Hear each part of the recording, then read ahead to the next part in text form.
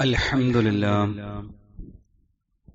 نحمده ونستعينه ونؤمن به ونتوكل عليه ونعوذ بالله من شرور أنفسنا ومن سيئات أعمالنا من يهده الله فلا مضل له ومن يضلله فلا هادي له وأشهد أن لا إله إلا الله وحده لا شريك له وأشهد أن محمدا عبده ورسوله أرسله بالهدى ودين الحق ليظهره على الدين كله ولو كره المشركون اللهم صل على محمد وعلى آل محمد كما صليت على إبراهيم وعلى آل إبراهيم إنك حميد مجيد اللهم بارك على محمد وعلى آل محمد كما باركت على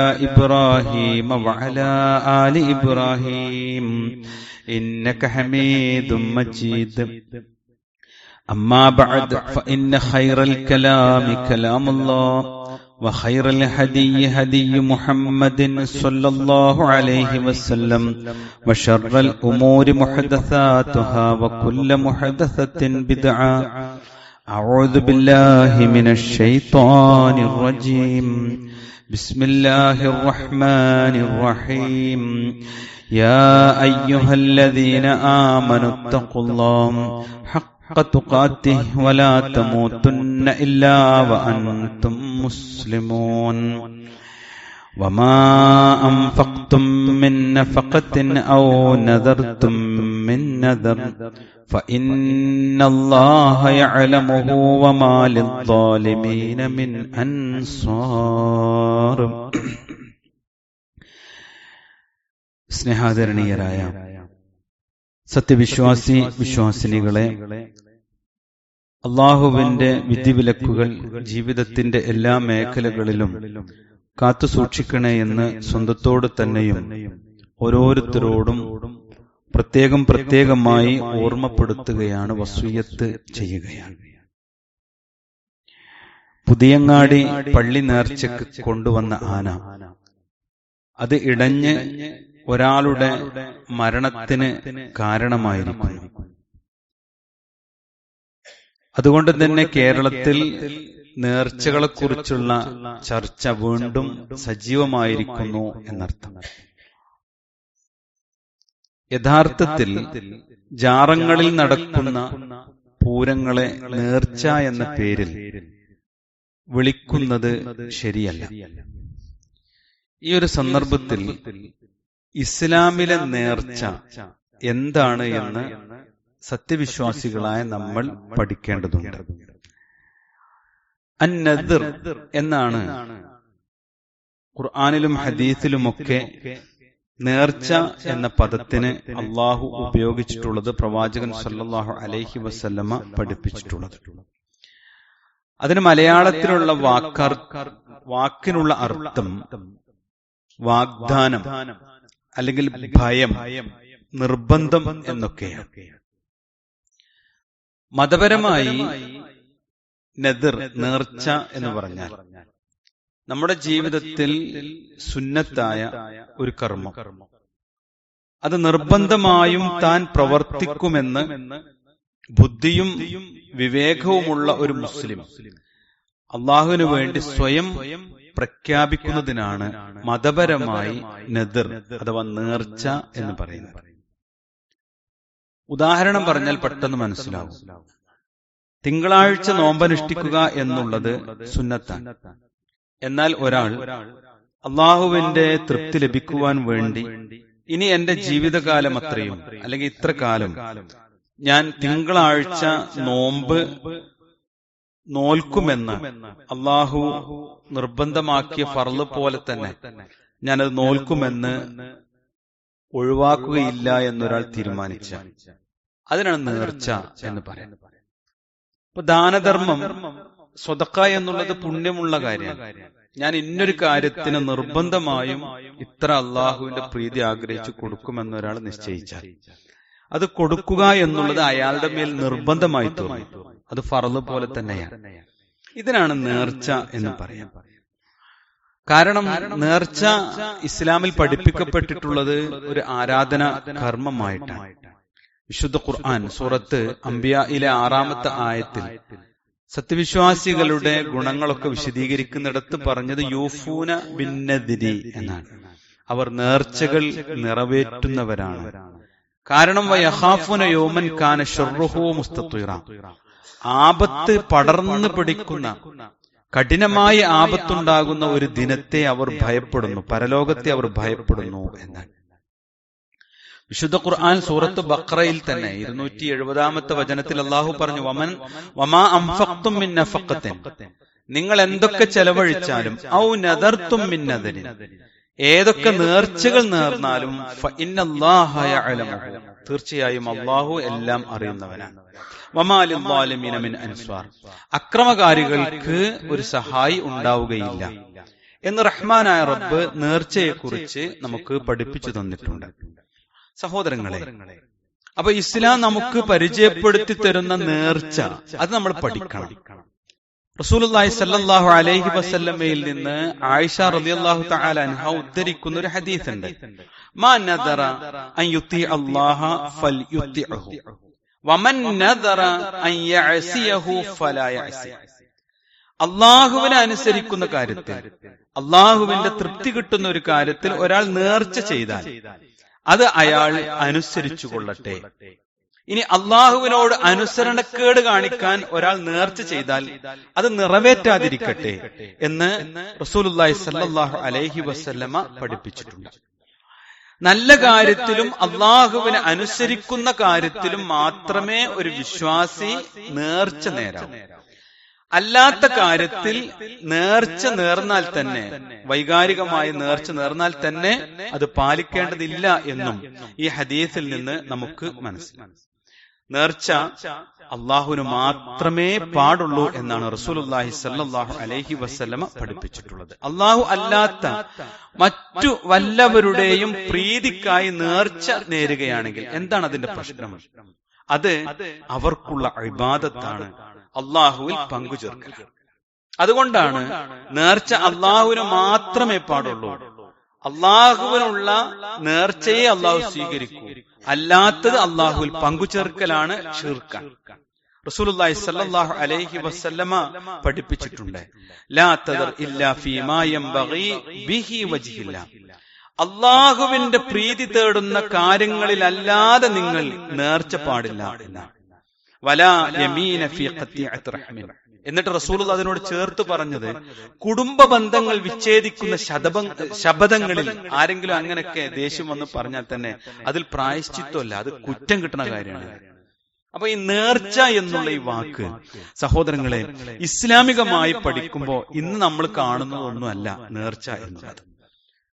സഹോദരങ്ങളെ, അള്ളാഹു അല്ലാത്ത മറ്റു വല്ലവരുടെയും പ്രീതിക്കായി നേർച്ച നേരുകയാണെങ്കിൽ അത് അവർക്കുള്ള ഇബാദത്തും അത് അള്ളാഹുവിൽ പങ്കുചേർക്കലുമാണ്.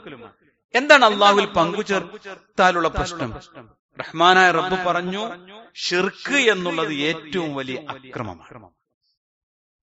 ലുക്മാൻ നബി അലൈഹിസ്സലാം തന്റെ മകനെ വസിയ്യത്ത് ചെയ്യാണ്, ഉപദേശിക്കണം. വഇദ് ഖാല ലുക്മാനു ലിബ്നിഹി, തന്റെ മകന് സതുപദേശം നൽകിക്കൊണ്ടിരിക്കെ ലുക്മാൻ നബി അലൈഹിസ്സലാം വഹുവ യഅദുഹു, മകനെ ഉപദേശിക്കണം. അദ്ദേഹം എങ്ങനെ ഉപദേശിക്കണം? യാ ബുനയ്യ, പൊന്നുമോനെ, ലാ തുശ്രിക് ബില്ലാ, നീ അള്ളാഹുവിൽ ഒന്നിനെയും പങ്കു ചേർക്കരുത്. ഇന്ന ശിർക ലദുൽമുൻ അളീം, തീർച്ചയായും ഷിർക്ക് എന്ന് പറയുന്നത് വലിയ പാതകമാകുന്നു, പാപമാകുന്നു.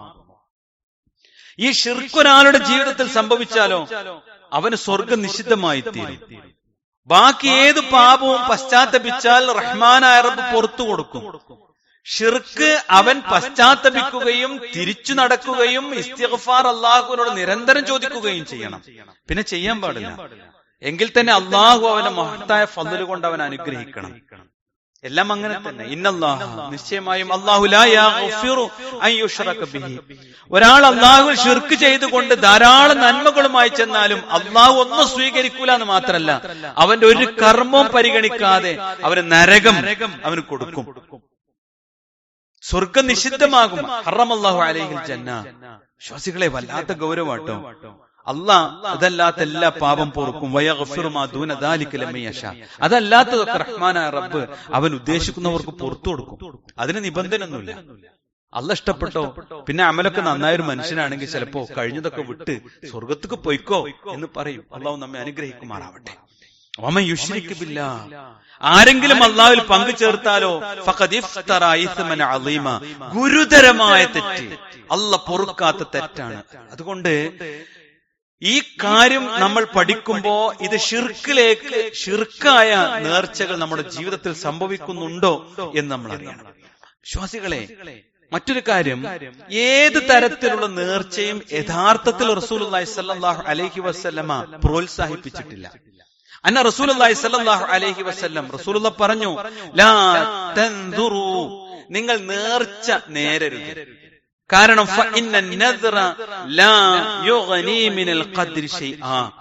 തീർച്ചയായും നേർച്ച കൊണ്ട് അവൻ അള്ളാഹു വിധിച്ച ഖദറിൽ നിന്ന് യാതൊന്നിനെയും അധീനപ്പെടുത്തുകയോ മാറ്റം വരുത്തുകയോ ചെയ്യൂല. ഒരാൾ നേർച്ച ചെയ്തു എന്നുള്ളത് കൊണ്ടോ ആ നേർച്ച കൊണ്ട് അയാളുടെ ഖദർ, അള്ളാഹ് വിധിച്ച ഒരു ഖദറിന് മാറ്റം വരുത്തൂല.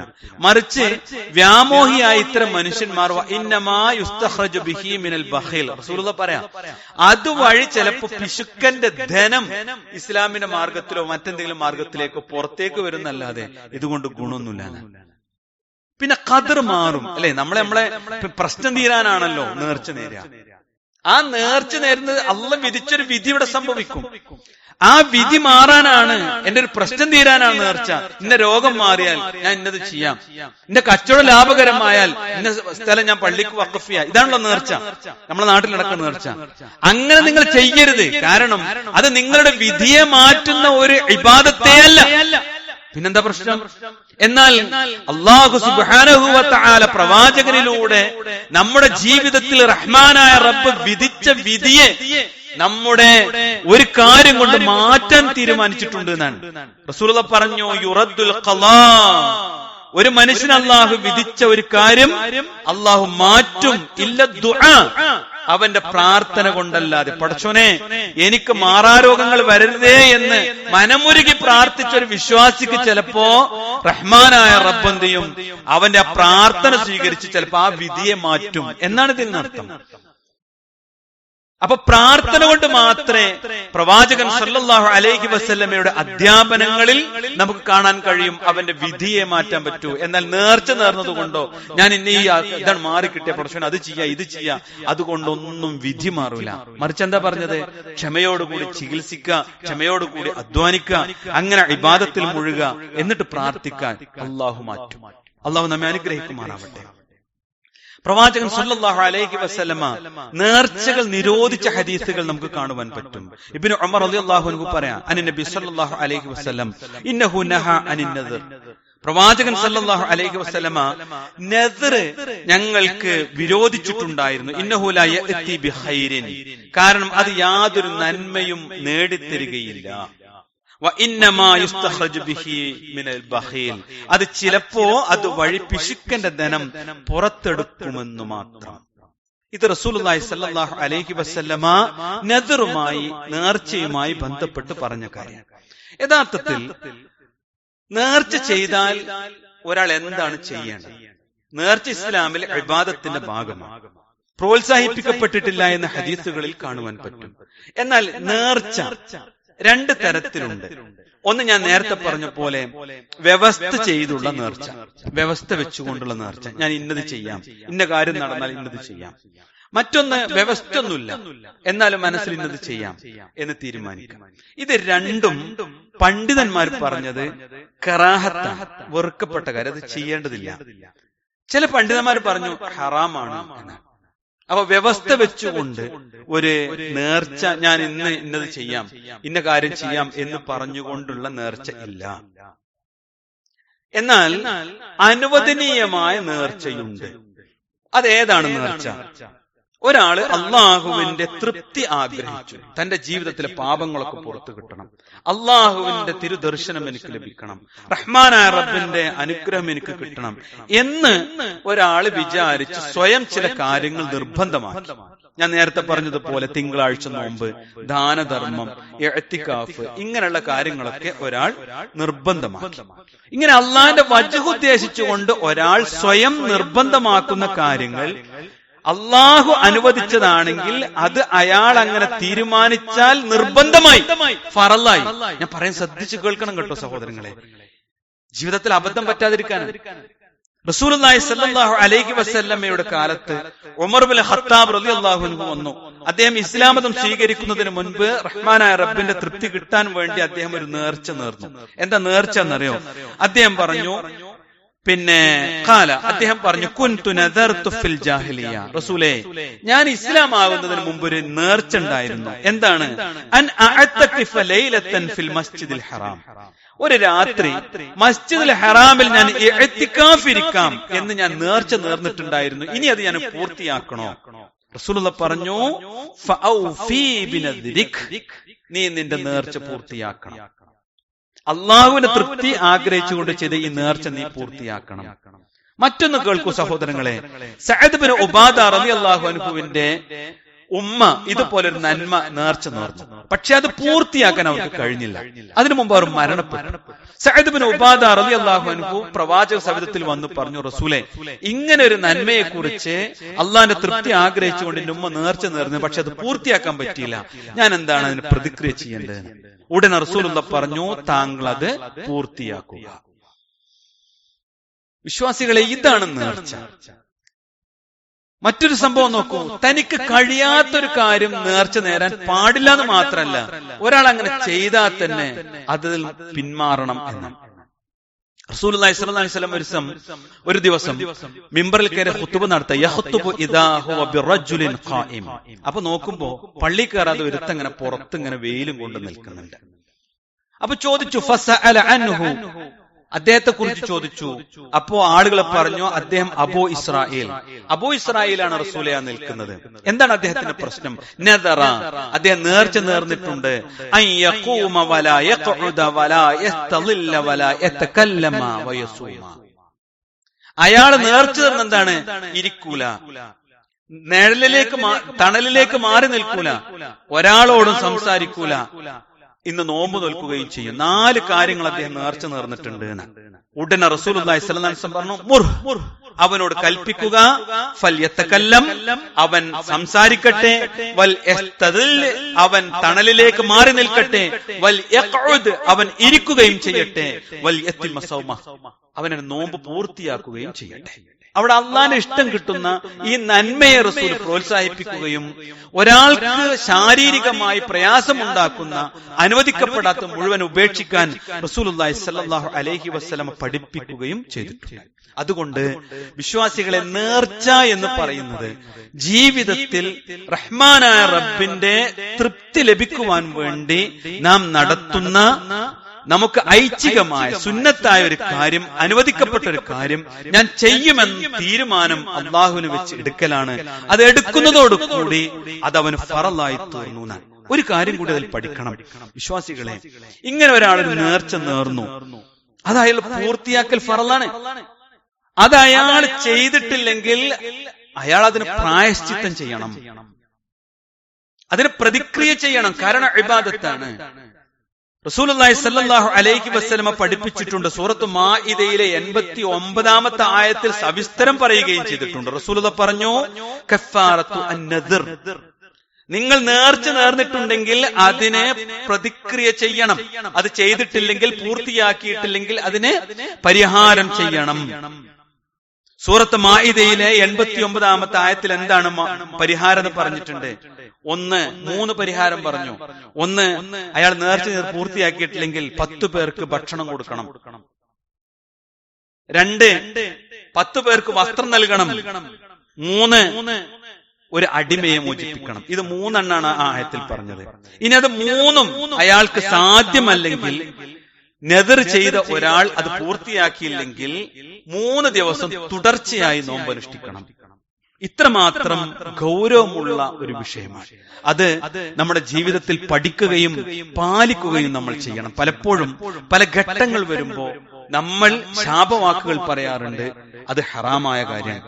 കുടുംബബന്ധം മുറിക്കുന്ന ഒരു വിഷയത്തിൽ ജ്യേഷ്ഠാനുജന്മാർ തമ്മിൽ, സഹോദരങ്ങൾ തമ്മിൽ എന്തെങ്കിലും ഒരു വിഷയം ഉണ്ടാവുമ്പോൾ ശാപവാക്കുകൾ പറയുക എന്നുള്ളത് അള്ളാഹു ഇതിനോട് ചേർത്ത് വെച്ചൊരു കാര്യമാണ്.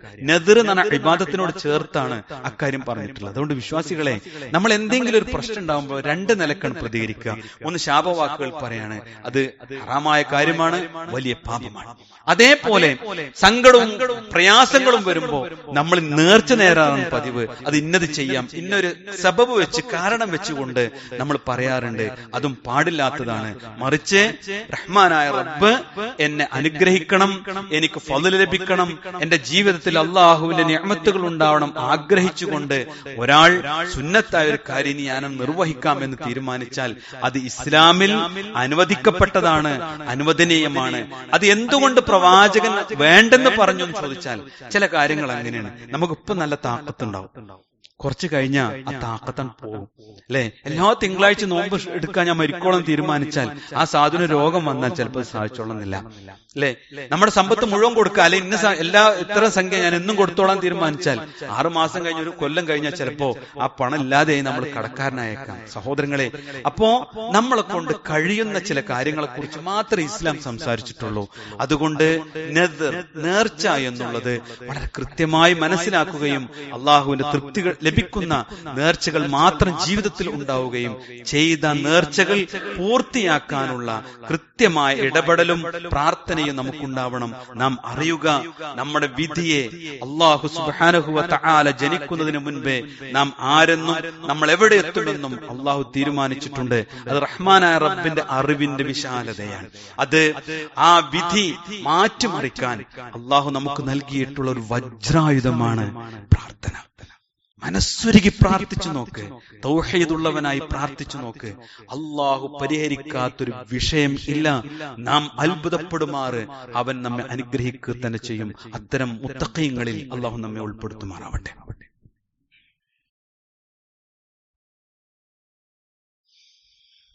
ഇന്നൽ ഹംദുലില്ലാഹ് വസ്സലാത്തു വസ്സലാമു അലാ റസൂലില്ലാഹ് വഅലാ ആലിഹി വസഹ്ബിഹി അജ്മഈൻ. അമ്മാ ബഅദ്. ബഹുമാന്യരെ, അള്ളാഹുവിന്റെ വിധിവിലക്കുകൾ പാലിക്കണേ എന്നൊരിക്കൽ കൂടി ഓർമ്മപ്പെടുത്തുന്നു. എന്നാൽ നമ്മുടെ സമൂഹത്തിലെ നേർച്ച എന്ന് പറയുമ്പോൾ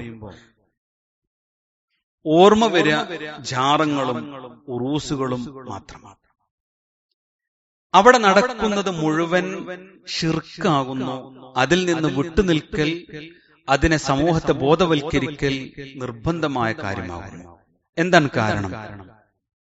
അവിടെ നടക്കുന്ന ആചാരങ്ങൾ ഒന്നുകിൽ ജാറം മൂടലാണ്, വിളക്ക് കത്തിക്കലാണ്, തിരിയും എണ്ണയും പട്ടും പൂവും നേർച്ച മൃഗവും നേർച്ചയാക്കലാണ്.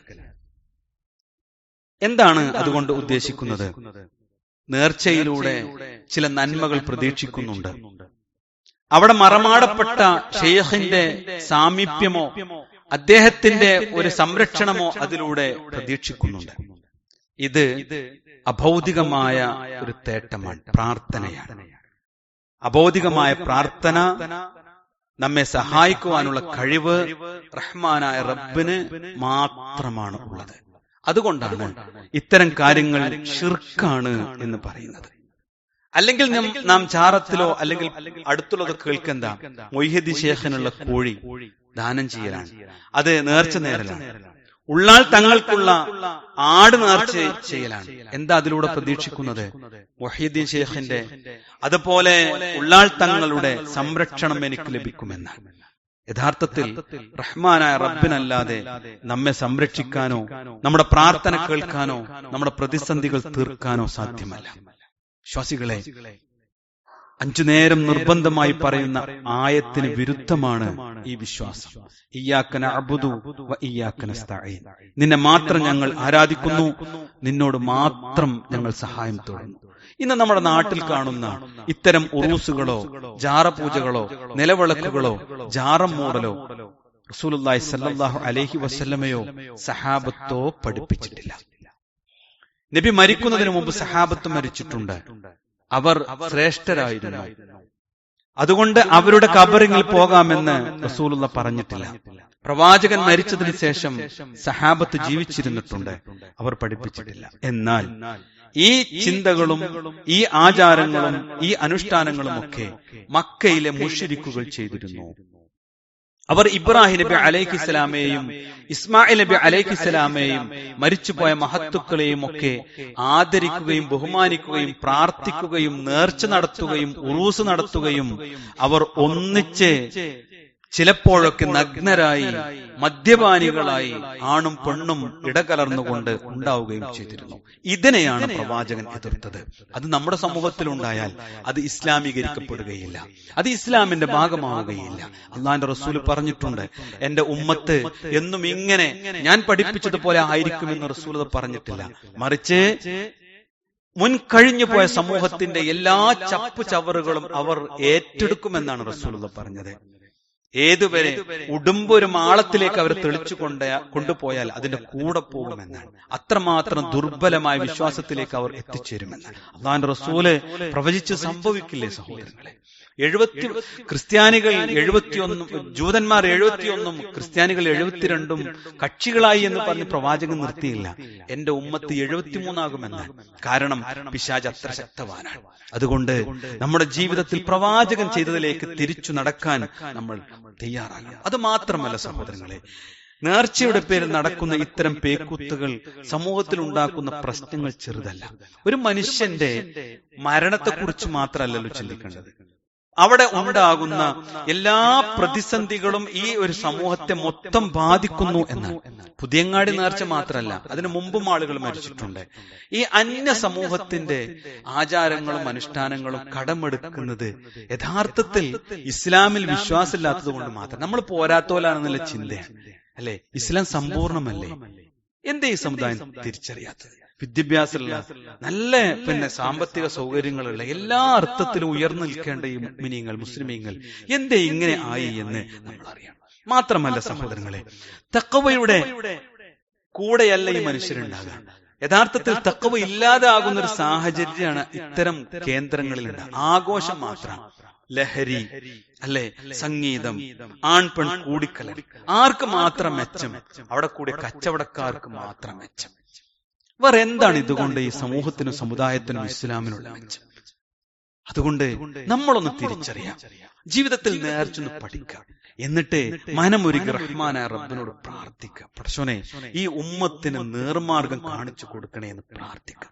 അള്ളാഹിന്റെ റസൂല് ചെയ്യാത്ത കാര്യങ്ങൾ, പ്രവാചകന്റെ സഹാബത്ത് കാണിക്കാത്ത കാര്യങ്ങൾ, ഇസ്ലാമിക രാഷ്ട്രം, ഖുലഫാ റാഷിദീങ്ങളുടെ കാലത്ത് ഇസ്ലാമിക രാഷ്ട്രല്ലേ സഹോദരങ്ങളെ?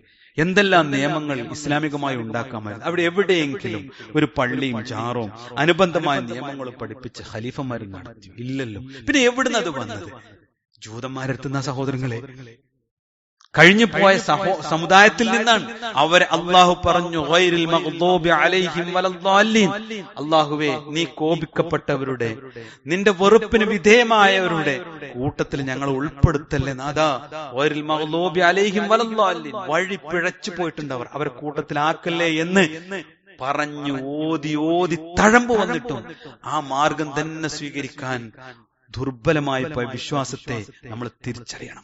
അള്ളാഹു കഠിനമായി പരീക്ഷിക്കുന്ന ഒരു സമുദായമായി നമ്മൾ മാറുന്നത് ഈ ശിർക്കിന്റെ പിന്നാലെ, ബിദ്അത്തിന്റെ പിന്നാലെ, ദീനിലില്ലാത്തതിന്റെ പിന്നാലെ പോയതുകൊണ്ട്. ഒരു നിറഞ്ഞ ക്ലാസ്സിലേക്ക് വീണ്ടും വെള്ളം ഒഴിച്ചാൽ പഴയ വെള്ളം പോകും. ഇസ്ലാം സമ്പൂർണ്ണമാണ്. അതിലില്ല എന്ന് പറഞ്ഞ പുതിയതൊന്ന് കൊണ്ടുവന്നാൽ യഥാർത്ഥം പുറത്തു പോകും. അതവിടെ ഉണ്ടായി. ഇസ്ലാമിന്റെ യാഥാർത്ഥ്യം പുറത്തു പോവുകയും പുറത്തുനിന്ന് വന്നത് ഇസ്ലാമിനെ അതിജയിക്കുകയും ചെയ്യും. നമ്മൾ തിരിച്ചറിയണം മുഅ്മിനീങ്ങളെ, നമ്മൾ അറിയണം, നമ്മുടെ സമൂഹത്തെയും കുടുംബത്തെയും നാടിനെയും സംരക്ഷിക്കാൻ ബോധവൽക്കരണങ്ങൾ നടത്തി സ്വർഗവഴിയിലേക്ക് തിരിച്ചു കൊണ്ടുപോകാൻ നമുക്ക് സാധിക്കണം. ബാധ്യതയാണ്, ഉത്തരവാദിത്വമാണ്. അള്ളാഹു അനുഗ്രഹിക്കുമാറാവട്ടെ. നമ്മുടെ ജീവിതത്തിൽ സംഭവിച്ചു പോയിട്ടുള്ള തെറ്റുകുറ്റങ്ങൾ അള്ളാഹു നമുക്ക് വിട്ടുപുറത്ത് മാപ്പാക്കി നൽകുമാറാവട്ടെ. രോഗങ്ങൾ കൊണ്ട് പ്രയാസപ്പെടുന്ന നമ്മുടെ സഹോദരങ്ങൾക്ക് റഹ്മാനായ റബ്ബ് ശിഫ നൽകുമാറാവട്ടെ. മരണപ്പെട്ടു പോയ നമ്മുടെ മാതാപിതാക്കളുടെ ഖബറിടം അള്ളാഹു വിശാലമാക്കി കൊടുക്കുമാറാവട്ടെ. അള്ളാഹു അവർക്ക് മഗ്ഫിറത്തും മർഹമത്തും നൽകി അനുഗ്രഹിക്കുമാറാവട്ടെ. അവരോടൊപ്പം നമ്മെയും ജന്നാത്തുൽ ഫിർദൗസിൽ അള്ളാഹു ഒരുമിച്ച് കൂട്ടുമാറാവട്ടെ. നമ്മൾ മുസ്ലിമീങ്ങൾ അനുഭവിക്കുന്ന പ്രതിസന്ധികൾക്ക് അള്ളാഹു പരിഹാരം കണ്ട് ആശ്വാസത്തോടുകൂടി ഇസ്ലാമികമായി ജീവിക്കുവാനുള്ള അന്തരീക്ഷം നമുക്കും ലോകത്തിലെ ലോകത്തുള്ള മുഴുവൻ മുസ്ലിമീങ്ങൾക്കും റഹ്മാനായ റബ്ബ് നൽകി അനുഗ്രഹിക്കുമാറാവട്ടെ. സ്വർഗ്ഗത്തിൽ അല്ലാഹു ഒരുമിച്ച് കൂട്ടുമാറാവട്ടെ. അല്ലാഹുമ്മ ഗ്ഫിർ മുഅ്മിനീന വൽ മുഅ്മിനാത്ത് വൽ മുസ്ലിമീന വൽ മുസ്ലിമാത്ത് വൽ അഹ്യാഇ മിൻഹും വൽ അംവാത്ത് ഇന്നക മുജീബു ദഅവാതി യാ ഖാദിയൽ ഹജാത്ത്. അല്ലാഹുമ്മ അജ്ർനാ മിനൻ നാർ അല്ലാഹുമ്മ അജ്ർനാ മിനൻ നാർ അല്ലാഹുമ്മ അജ്ർനാ മിനൻ നാർ. റബ്ബനാ ആതിനാ ഫിദ് ദുനിയ ഹസന വഫിൽ ആഖിറതി ഹസന വഖിനാ അദാബൻ നാർ. ആമീൻ ആമീൻ ബിറഹ്മതിക യാ അർഹമർ റഹീമീൻ വൽഹംദുലില്ലാഹി റബ്ബിൽ ആലമീൻ.